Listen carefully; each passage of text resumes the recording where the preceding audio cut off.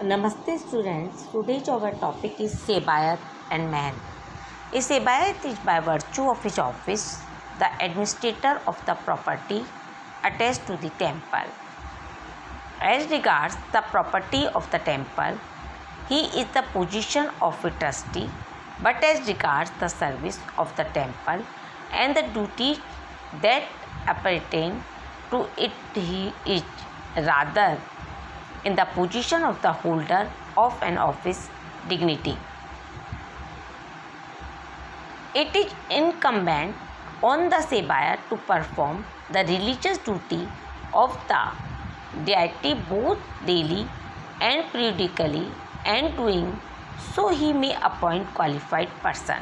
He must also keep the temple in a state of proper repairs, provided for the worship by the person interested, ensure order and decency in the temple, preserve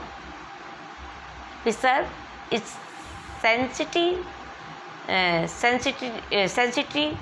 and prevent overcrowding.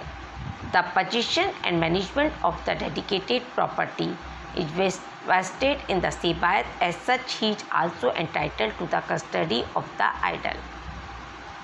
He has a right to appropriate the offering of pilgrims only if they are a perishable nature, articles of food, but the articles of metallic nature and deemed to be intended to contribute to the maintenance of the endowment.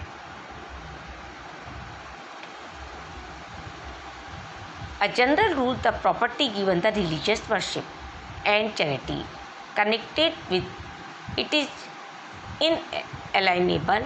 It is, however, competent for the Sebayat of the Mahant to charge the property by incurring debts and borrowing money on a mortgage for the purpose of religious worship and for the benefit and preservation of the property. The power can be exercised only in case of actual necessity.